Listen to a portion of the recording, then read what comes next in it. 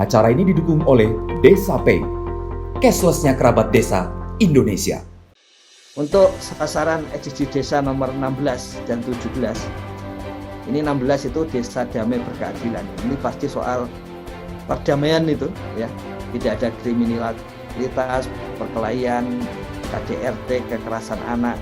Justru yang ada gotong royong. Pekerja anak tidak ada karena itu mengeksploitasi. Perdagangan manusia tidak ada. Kemudian layanan hukum untuk orang miskin, ada keterbukaan informasi publik, yaitu proses pengadaan barang dan jasa terbuka untuk publik. Laporan pertanggungjawaban Kades juga terbuka untuk publik.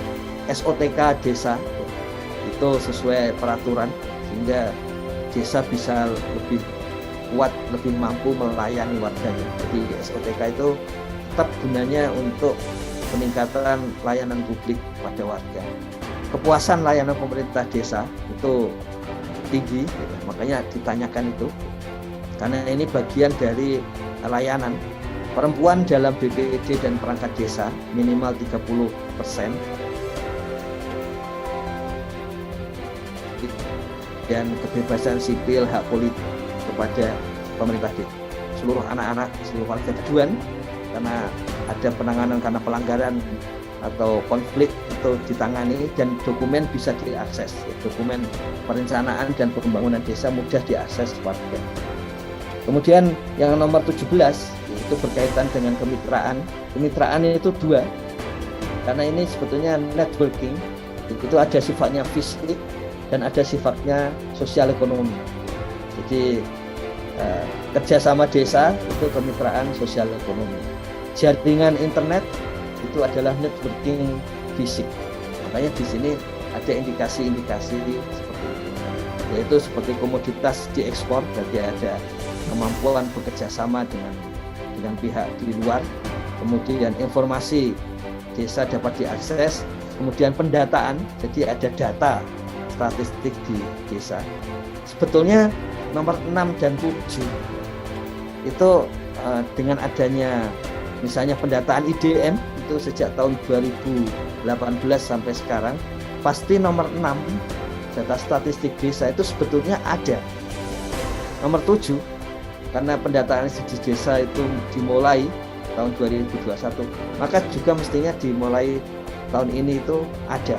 Jadi tapi kadang dijawab belum ada, padahal sebetulnya datanya ada. Itu menunjukkan memang data IDM belum di-download, belum dipegang oleh pemerintah desa sehingga menganggap belum ada. Nah, bagaimana kita melihat indikasinya di dalam IDM 2021? Itu untuk melihat apakah ada kriminalitas dan perkelahian massal atau konflik, itu ada di jawabannya di P atau pertanyaan 353 dan 356. Kemudian untuk gotong royong itu pertanyaannya ada di P339. Apakah dilaksanakan gotong royong berapa kali setahun? Kemudian layanan hukum ini tidak ada, tapi kalau di dalam SDG desa ditanyakan sehingga ketahuan datanya ada atau tidak. SOTK itu pertanyaan-pertanyaan awal di dalam IDM 2021 ada di P124. Ini kalau lengkap itu semuanya terisi, gampangnya begitu. Tapi kalau tidak lengkap maka ada yang kosong. Kemudian perempuan di dalam BPD, perempuan di dalam perangkat desa, ini juga ada di P124. Mengapa? Karena di situ pertanyaannya adalah misalnya apakah ada sekdes, berapa jumlah sekdesnya laki-laki atau perempuan, apakah ada kasih pemerintahan dan sebagainya. Jadi bisa langsung dicek apakah sudah mencapai 30% perempuan. Angka 30% ini adalah angka global dari para peneliti gender, bahwa untuk mendapatkan kekuatan suara bagi perempuan, maka passing grade atau garis batasnya itu adalah 30%. Makanya kemudian temuan-temuan itu dijadikan patokan bahwa wanita minimal harus ada, perempuan atau wanita harus ada setidaknya 30% di satu lembaga. Kemudian penanganan pengaduan terhadap pelanggaran ini secara indikatif ada di pertanyaan 353 huruf G. Pertanyaan 353 huruf G. Dokumen perencanaan dan keuangan desa dapat diakses publik. Di situ ada pertanyaan apakah ditaruh di web, ditaruh di internet, apakah kemudian diumumkan di papan pengumuman dan baliho dan sebagainya. Itu P703 dan P379. Untuk nomor 17, goals atau tujuan SDG desa nomor 17, kemitraan untuk pembangunan desa, itu jaringan internet tadi yang kita sebut networking fisik gitu. Itu ada datanya di P377 dan 378.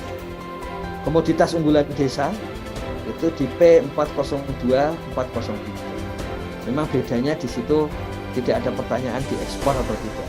Kalau perangkat desa, kepala desa, tenaga pendamping profesional melihat kuesioner SDG desa, di sana disebutkan apakah hasil penghasilan itu produknya apa dan itu diekspor atau tidak. Kemudian informasi tentang kondisi sosial ekonomi desa diakses publik. Ini ada jawabannya dari pertanyaan P703 dan P379. Jadi di situ misalnya apakah web desa itu ada, dan web di desa itu paling tidak di situ pasti ada kondisi sosial ekonomi. Jadi bagusnya web desa itu seperti itu. Dan apakah itu ada gunanya?